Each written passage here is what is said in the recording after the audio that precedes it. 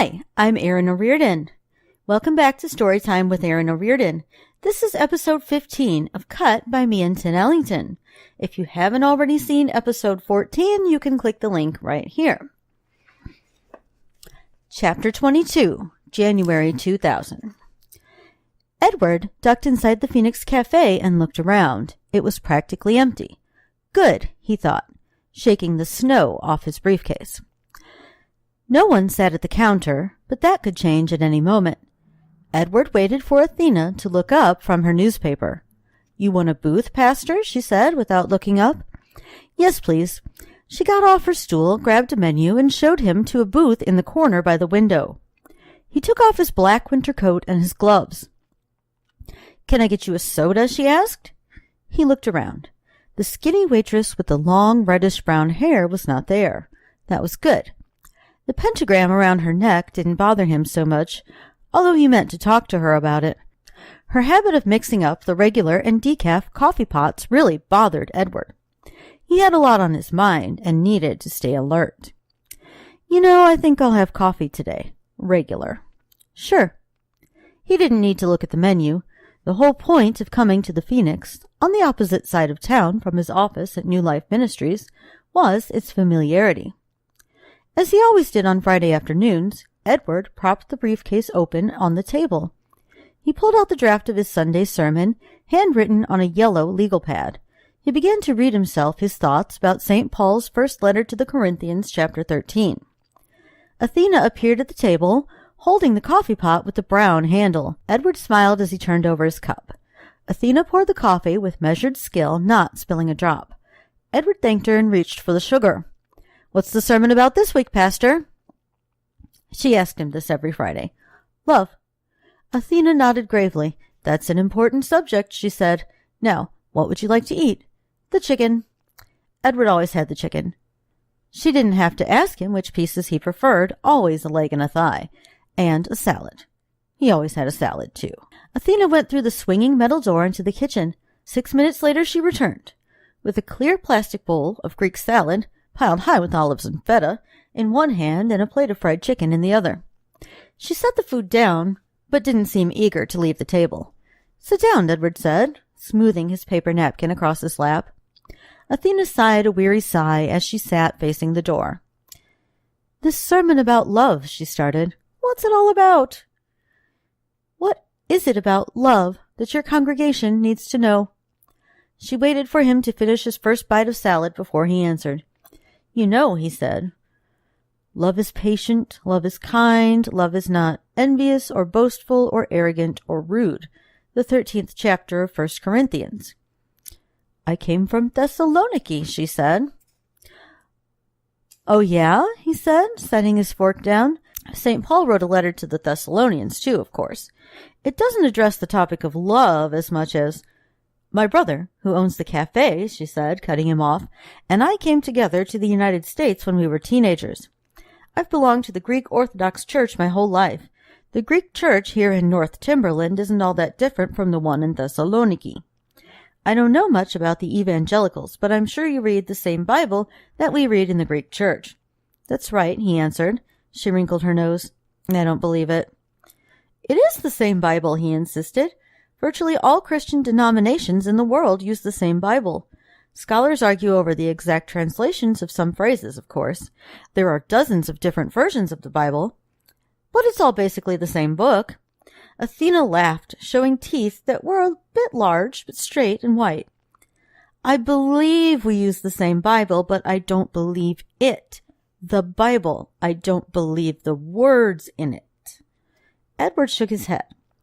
None of his previous conversations about his Sunday sermons would have prepared him for anything like this from Athena.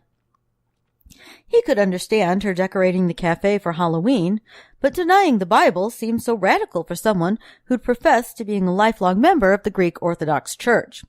She winked at him and then excused herself from the table. "I've got customers." He saw her greet an elderly couple at her cash register. Edward concentrated on reading the sermon to himself as he finished his salad and started on the chicken. "Love rejoices in the truth," he read from the text, "and where there is no truth, there is no love." How often in our lives have we withheld the truth from someone we're supposed to love. We justify it by telling ourselves we're doing them some kindness, when in reality, we're just being selfish. We don't want them to know the truth because if they did, well, they might not love us anymore. How many of us have ever felt that no one would love us if they knew the real us? Love bears all things, the Bible tells us. The truth is, everyone who really loves you can bear the real you. But if you're out there sinning and keeping your sins a secret, you can't stand yourself. We have to love ourselves enough to tell ourselves the truth. We have to find those things in our lives that we do that we shouldn't be doing and stop doing them. God can forgive us, but we have to let Him. We can't love God unless we can do so honestly. Love rejoices in the truth. His own words, written in his own handwriting, he believed them too. So, although the voices in his head screamed in protest, it was time for everyone to know Barbara Jean would never come back, that he'd been sleeping in his office for weeks now, that he'd done something terribly wrong. Barbara Jean had meant it when she said she would leave it up to Edward to tell the congregation what he'd done.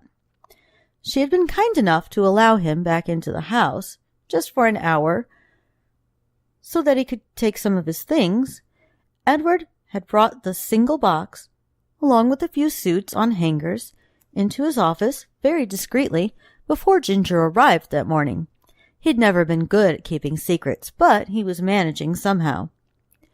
Hard as it was to bear the shame of what he'd done, it was even worse to imagine that once the truth came out, he would suddenly lose everything he'd ever worked for. More coffee, Athena said, appearing seemingly out of nowhere with a brown-handled pot. Edward nodded. She poured the coffee, adding, "You were pretty wrapped up in your sermon just then." He looked up at her, meeting her deep brown eyes. He was thankful that she'd taken him out of his own thoughts. "What did you mean when you said you don't believe the words in the Bible?" Athena sat across from him again, reaching behind to place the pot on an unoccupied table. "Let's start at the beginning," she said, "the book of Genesis. It says, in the beginning, God created the light first, then the sky, then the land and the seas, then the trees and plants, and so on and so forth, just like that." She snapped her fingers. "Out of nothing." "That's what the Bible says," he agreed. "God split the waters of primordial chaos, created dry land, and then created the things that live on it. You could say that he created them out of nothing, or that he created them out of his word. However, it doesn't say God created the devil," she continued. "The serpent that tempted Adam and Eve, yes. A serpent is only an animal, though. Do you know what the ancient Greeks used to say before Christianity? I read a little mythology in grammar school," he said. "The Iliad and the Odyssey, I think, but it's been so many years I wouldn't remember. In the beginning, there was only Father Sky, who called himself Uranus, and Mother Earth, who was called Gaia. Uranus saw Gaia, loved her, and made himself one with her." She brought her hands together to emphasize the point. The sun, the moon, the ocean, these were all the children of Uranus and Gaia. They had hundreds more, and they were the grandparents of the gods and of human beings. Uranus didn't make any of this out of nothing, and neither did God. There had to be a wife. "Do you really believe that?" Edward asked. "That's paganism, Athena. You can't honestly call yourself a Christian and believe that God has a wife." She shrugged.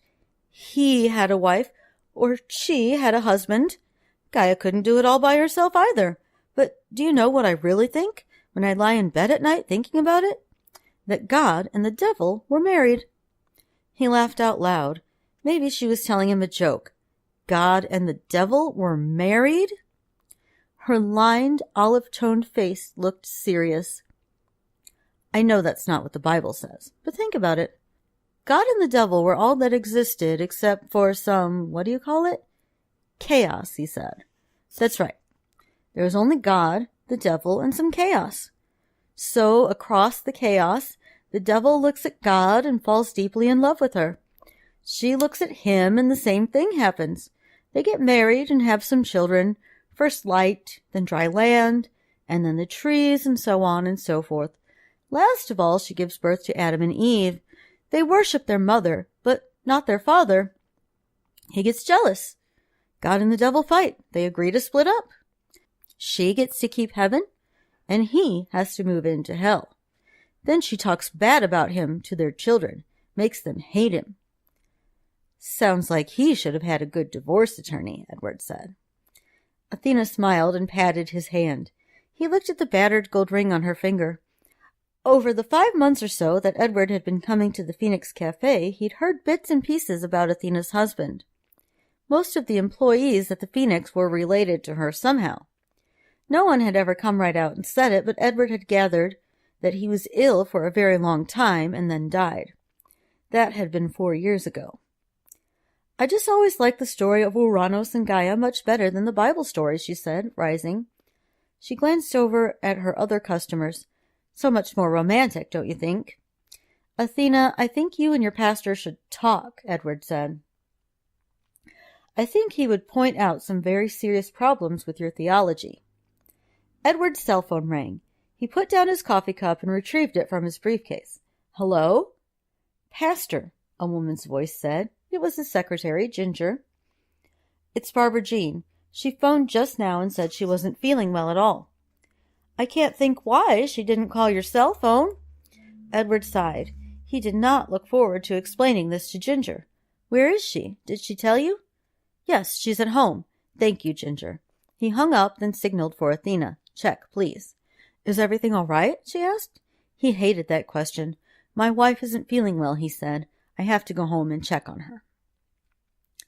Chapter 23, January 2000. Travis opened the cabinet and looked inside. A box of crackers, some organic flour, never opened, and half a bag of candy corn left over from Halloween. He absent-mindedly grabbed the candy and ate a handful. It was hardened and hurt his teeth. He tried the refrigerator again and found bottled water, a rotten lime, eggs, peas, and condiments. He wondered if eggs and peas could be whipped into a serviceable omelet with a few good spices. However, that didn't sound too appealing, and Monica wouldn't eat it anyway. Maybe he could call Judy and ask her to make another casserole, somehow, without sounding too desperate. The phone rang. Travis slowly made his way down the hall to the office. He picked it up with the hand that wasn't still in the candy corn. Hello? Travis, this is Karen. She paused, giving him a moment to remember. Karen was the manager at Monica's office. They'd met at the office holiday party only a few weeks before. Is Monica there? Monica is what? Still in bed at nearly 2:30 in the afternoon? Crying with the covers pulled up over her head? So depressed she hasn't left the house, showered, or even eaten since Travis yelled at her and all but forced her to 3 days ago? None of those were things you could say to someone's boss. Busy? Karen sounded sympathetic and annoyed at the same time. Travis, I spoke to the head of human resources this morning. She said that Monica doesn't qualify for maternity leave.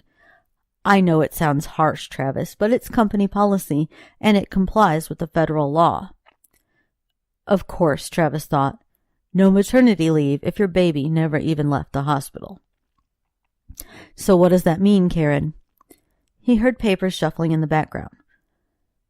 That I've had to count the days she's missed as sick days. She's entitled to 4 weeks of those, but as you know, she used up most of those before the baby was born. She paused. I'm so sorry. What about personal days? It's been 3 weeks, Travis. She used up all her personal days, vacation days, too. He shook his head. Fuck! He shouted into the phone. Not now! Not now! This is the last thing Monica needs. What are we going to do? There's nothing else I can do, Travis, Karen said. She sounded calm, but helpless. If Monica doesn't come into work by Monday, I'm going to have to let her go. Travis hung up the phone and let the bag of candy corn fall onto the desktop. The bag tipped over, spilling onto Monica's desk calendar. He looked at the date at the top, December 1999. It was the second week of January, and they hadn't bought a new calendar yet. He went upstairs. He sat on the edge of the bed, addressing the softly sobbing lump under the blanket. That was Karen. You're going to be fired, and there's nothing to eat. She sniffled. I'm not going back to work. They all knew I was pregnant. They were all waiting, expecting with me. I can't face them now. I can't face all their questions. I can't face telling them over and over again that I had a beautiful baby boy and I never got to hold him, never even saw him before he died. I don't know how you can, Travis. I can't. Travis looked at himself in the bedroom mirror. He looked at his blue polo shirt and khaki pants, his work uniform. Monica was wearing the gray sweatpants and baggy white t-shirt she'd slept in every night since she came home from the hospital. It's not that I want to go to work, he said softly. I want to crawl under that blanket with you, to hold you and cry with you and never ever come out. I wish the world could stop and mourn with us until we're ready to come out. If we're ever ready to move on, but... He was going to say life goes on. It was the same phrase Renata had used when she'd been over the other day. Renata had been trying to sound hopeful. Monica became enraged. How dare you say that life goes on? Life won't go on for my son, and you know it! Monica had shouted, hurling the baby monitor at her sister. How is life going to go on for me? I lost my baby. I lost my uterus. I'll never have another child. And I'm going through fucking menopause, and I'm only 26 years old! I'm not even a woman anymore! So you tell me, Renata, how exactly my life is going to go on! Travis glanced up at the hole in the drywall where the baby monitor hit. I don't mean move on, he said. I mean, we're human beings, and if we don't eat someday, we'll starve to death. I don't care if I starve to death, Monica said. The wavering tone of held-back tears in her voice was gone. She spoke strongly and clearly. I don't care if we starve, freeze, bleed to death, or burn up in a fire, Travis. I'll never want anything again except an end to all of this pain. No, he said. You don't mean that. You're depressed. He started to say it's just the hormones, but thought better of it. Monica didn't need to be reminded. Monica didn't say anything. Her silence was what worried Travis the most. He knew she needed help, but he didn't know how to get it for her. This was episode 15 of Cut by Erin O'Riordan and Tin Ellington. When episode 16 is ready, you can click on the link right here. Please give us a like and a thumbs up, and make sure you subscribe so you don't miss a single episode. We've only got about maybe 40 pages to go before we're at the end of the story, so we're almost there. Thanks for hanging in there with us. Hope you're enjoying the story so far. Have a great day.